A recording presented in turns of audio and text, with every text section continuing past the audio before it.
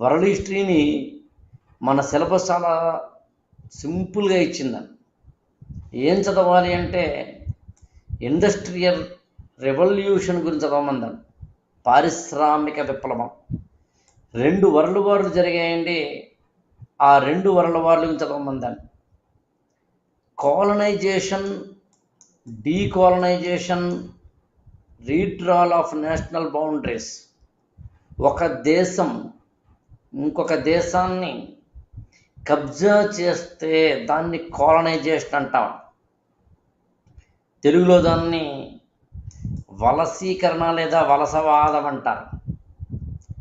వలసలంటే భారతదేశంలో బ్రిటిష్ వాళ్ళు వ్యాపారం కోసం వచ్చి దాదాపు 200 years పాటు మన దేశాన్ని పరిపాలించారు. దాన్ని వలసవాదం అంటారు.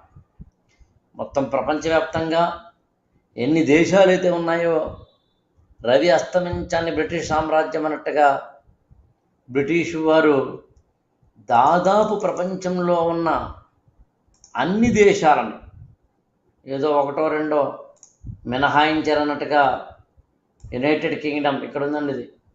ఈ దేశం మొత్తం ప్రపంచాన్నంతటినీ దాదాపుగా శాసించిందండి, కబ్జా చేసిందండి, లేదా వలసలుగా చేసుకుందండి. కానీ ఒక్కొక్క దేశం మనం ఎలాగైతే 1947లో స్వాతంత్ర్యం పొందామో అలా ప్రతి ఒక్క దేశం తిరిగి స్వాతంత్ర్యం పొందడాన్ని డీకాలనైజేషన్ అంటారు. అంటే స్వాతంత్ర్యాలు పొందడం. అప్పుడు మనకి భారతదేశమే కాదండి, ప్రపంచవ్యాప్తంగా ఉన్న చాలా దేశాల మధ్యన నేషనల్ బౌండరీస్. ఒకప్పుడు భారతదేశం పాకిస్తాను ఒకటే దేశం, కానీ మరి ఇవాళ భారతదేశం పాకిస్తాన్ ఒకటే దేశం కాదుగా. అంటే బౌండరీస్ అనేవి వివిధ రూపాలలో జాతుల మధ్య, దేశాల మధ్య సరిహద్దుల విషయంలో అటు ఇటు ఉంటాయి.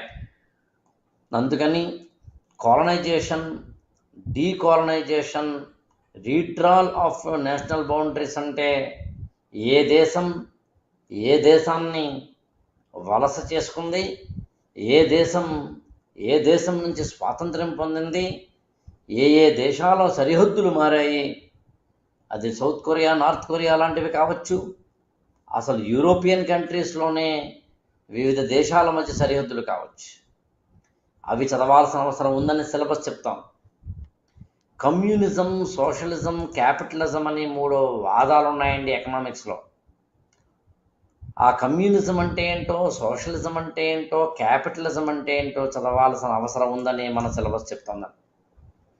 మీరు గమనించాల్సిన విషయం ఏంటంటే ఈ అమెరికన్ రెవల్యూషన్ గురించి, ఫ్రెంచ్ రెవల్యూషన్ గురించి, రష్యన్ రెవల్యూషన్ గురించి, చైనీస్ రెవల్యూషన్ గురించి ఇంకా ఏమైనా ఉంటే వాటి గురించి చదవమని మాత్రం మన సిలబస్లో లేదండి.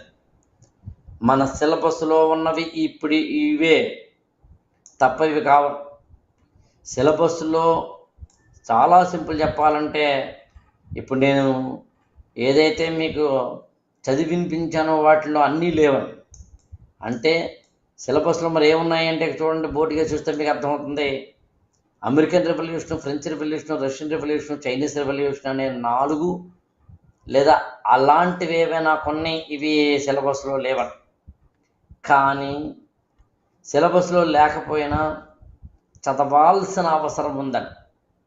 ఎందుకు చదవాల్సిన అవసరం ఉంది అన్నప్పుడు మనం ఎక్కడ దానికి సంబంధించిన కీ పట్టుకుంటామంటే ఓల్డ్ క్వశ్చన్ పేపర్స్లోనండి. నేను బహుశా నాకు తెలిసినంత వరకు ఒక ఈ గురుకులంలో తప్ప ఏ చోట కూడా ఓల్డ్ క్వశ్చన్స్ను లేదా సిలబస్ తోటి కూడిన ఓల్డ్ క్వశ్చన్స్ను లేదా ఇతరత్రా వాటిని అర్థం చేసుకోవడానికి కావలసిన విధి విధానాలను ఈ టోటల్ కాంపోజిట్గా అర్థం చేసుకోవాల్సిన అవసరాన్ని నాకు తెలిసినంత వరకు ఒక్క ఈ గురుకులంలో మాత్రమే మనం చెప్తామండి.